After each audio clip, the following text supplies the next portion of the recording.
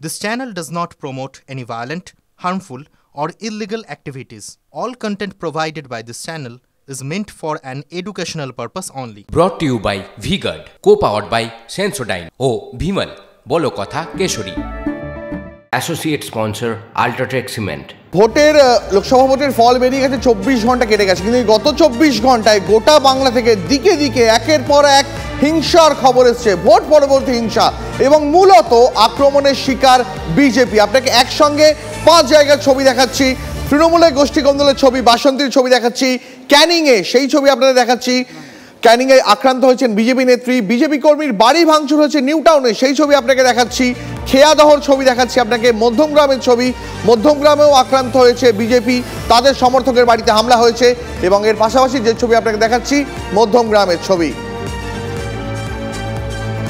Vote পরবর্তী হিংসা হয়েছে বাঁকুড়াতেও, পাত্রসায়রের নারায়ণপুরে ভাঙা হয়েছে বিজেপির দলীয় কার্যালয়, বিজেপি নেতার বাড়িতে ইট বৃষ্টি, তৃণমূলের মদতে হামলার অভিযোগ বিজেপির।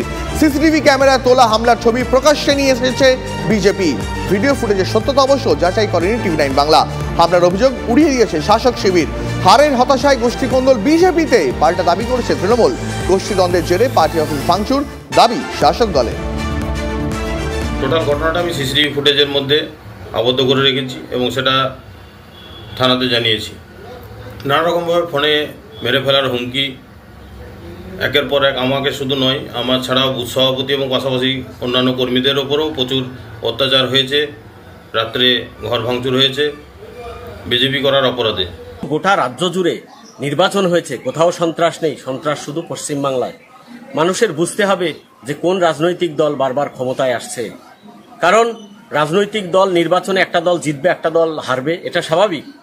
এই বিষ্ণুপুর লোকসভা কেন্দ্রের সোনামুখী বিধানসভার বিভিন্ন জায়গায় পাত্রসায়র ব্লকে সন্ত্রাস সৃষ্টি করছে তৃণমূল কংগ্রেস। এই অভিযোগ সম্পূর্ণ ভিত্তিহীন, কারণ তৃণমূল এই কালচারে বিশ্বাসী নয়। তৃণমূল সর্বত্র জয়ী হয়েছে, গোটা পশ্চিমবাংলার রাজ্য জুড়ে বিজেপির ধুয়ে মুছে সাফ হয়ে গেছে, সেখানে আমাদের এরকম রাজনীতি করার প্রশ্ন ওঠে না। এটা ওদেরই নিজেদেরই জয়ের আনন্দে, ওরা নিজেদের এক গোষ্ঠীর আরেক গোষ্ঠীর মধ্যে ওদের যে গোষ্ঠীদ্বন্দ্ব, সেই গোষ্ঠীদ্বন্দ্বেরই ফল। অন্যদিকে ফল প্রকাশের পর ব্যারাকপুরেও যে হিংসার ছবি দেখতে পাওয়া যাচ্ছে তা এক প্রকার লাগাম ছাড়া হিংসা বলা যেতে পারে। তার কারণ বিজেপি কর্মীর বাড়ি ভাঙচুর করা হয়, মারধর করা হয়। পার্থভৌমিকের জয়ের পর বিজয় মিছিল বের হয় ব্যারাকপুর পৌরসভার 24 নম্বর ওয়ার্ডে। বিজয় মিছিল থেকেই বিজেপি কর্মী বাবু নাগের বাড়িতে হামলা চালানো হয় বলে অভিযোগ উঠছে। সেই সময় বাড়িতে ছিলেন না বাবু নাগ, তাকে না পেয়ে তার মা, স্ত্রী, সন্তানের ওপর হামলা চলে। কাচের বোতল, ইট ছোড়া হয়, ঘরের ভিতর তছনছ করে দেওয়া হয় বলে অভিযোগ। বাড়ির সব জানালা ভেঙে ফেলা হয়েছে। জিতে গেছে, ওরা আমাদের 10 নম্বর গেটের সামনে আসে, তখন হঠাৎ করে ওরা প্রায় 200 জনের উপরে কিছু বহিরাগত ছিল, তাদের মধ্যে তো ছিল, আমি বাড়িতে ছিলাম, তো তখন বহিরাগত ছিল, তারা এসে বাড়িতে মানে কাঁচ, ফুলের টব, পাঁচিল ভেঙে, পুরো সব কিছু ভেঙে পাঁচিল টপকে বাড়ির সামনে চলে এসছে। ভাগ্যিস আমার গেট আটকানো ছিল, যদি আমার গেট আটকানো না থাকতো তাহলে হয়তো আমার মা, কাকি এরা হয়তো মলেস্ট হয়ে যেত। আর আমার একটা ছোট্ট বাচ্চা আছে, ওই বাচ্চাটাকে এমনভাবে ইটটা ছুঁড়েছে, আর একটু এদিক ওদিক হলে বাচ্চাটা মাথা হয়তো স্পট ডেডি হয়ে যেত মাথায়। রেজাল্ট আউট হওয়ার পরে সেই একই অশান্তি ভাটপাড়াতেও। বিজেপি ভোটারের বাড়ির সামনে পর পর বোমাবাজি, তৃণমূলের বিরুদ্ধে বোমা ছোড়ার অভিযোগ। ভাটপাড়ার 17 নম্বর ওয়ার্ডে বোমাবাজি, আতঙ্কে বিজেপি সমর্থকের পরিবার। হামলার অভিযোগ অবশ্য উড়িয়ে দিয়েছে শাসক দল।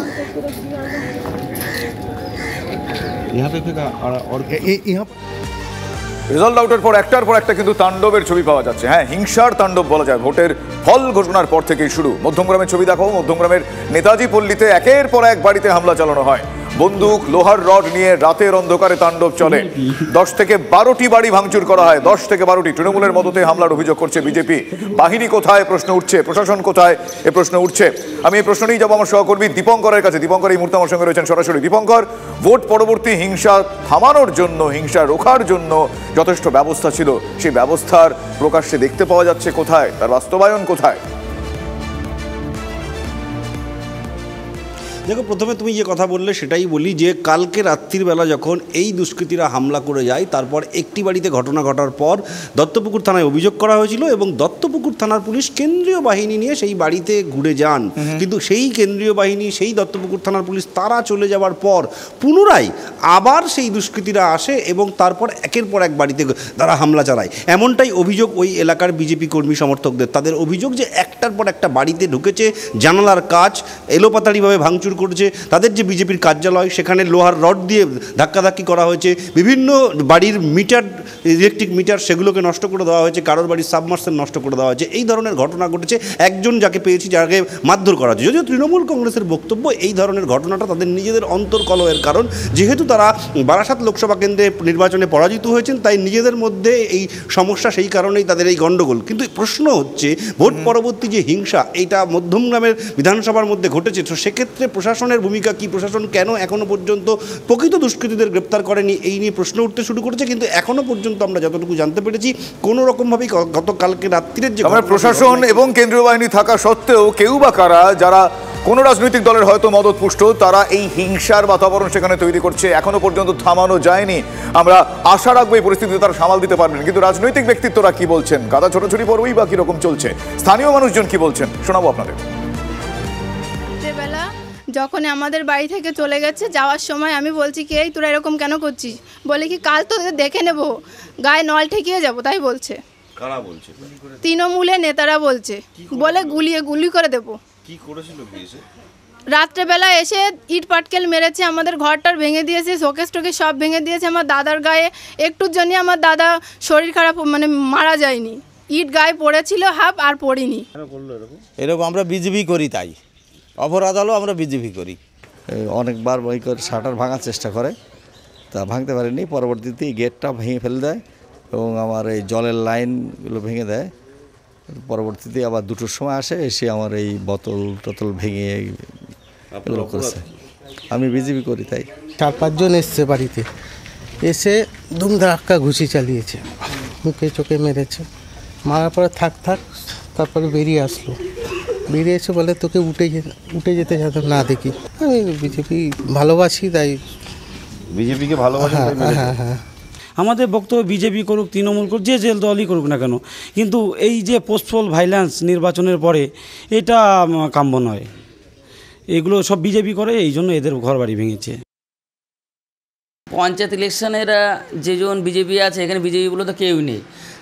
দেখুন এখানে পোস্টার আছে, 7-8 জন পোস্টারের তারা ছবি দিয়ে আছে, 4-5 জন বিজেপি ছাড়া কেউ নেই। মানুষ এদের চায় না, এটা ভোটে যেতে নেই। এর পঞ্চায়েত ইলেকশনও নিজেরা 2-4টা বাড়ি ভাঙলো, ভেঙে বদনাম করলো, তারপরে আমাদের কাছে আসলো যে ভুল হয়ে গেছে, হ্যাঁ আমরা এটা চাইনি। ওদের নিজেদের মধ্যে গোষ্ঠীদ্বন্দ্ব। 2 দিন আগে নিজেদের পার্টি অফিসে ইলেকশনের আগে মারামারি করেছে। ক্যানিংয়ের ছবিটা আলাদা নয়, ক্যানিংও সেই একই ছবি, এবং ক্যানিংয়ে বিজেপি নেত্রীর বাড়িতে হামলা। রাতের অন্ধকারে বিজেপি নেত্রীর বাড়িতে ঢুকে হামলার অভিযোগ শাসক দলের বিরুদ্ধে।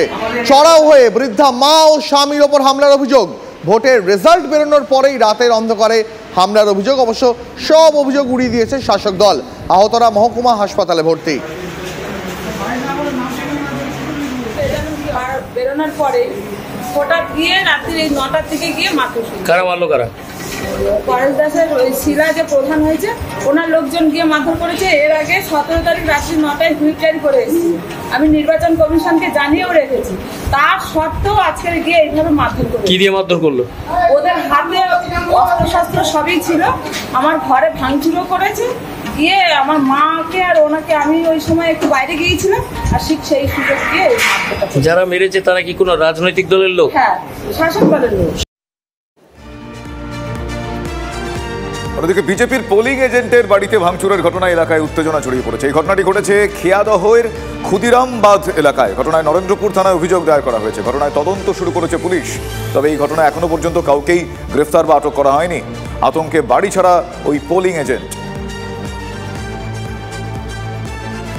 একই ছবি নিউটাউনে ভোট পরবর্তী হিংসা আক্রান্ত বিজেপি। ভোটের ফল প্রকাশের রাতেই বিজেপি কর্মীর বাড়িতে হামলা। বিজেপি কর্মীদের মারধর করার অভিযোগ শাসক দলের বিরুদ্ধে। রাতেই নিউটাউন থানায় অভিযোগ দায়ের।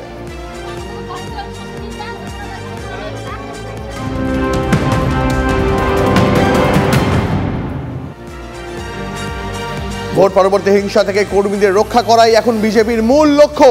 হিংসায় আক্রান্ত কর্মীদের বিনামূল্যে আইনি সহায়তা দেবে আরএসএস। আইনি সহায়তার জন্য রাজ্য স্তরে কমিটি তৈরি করেছে আরএসএস।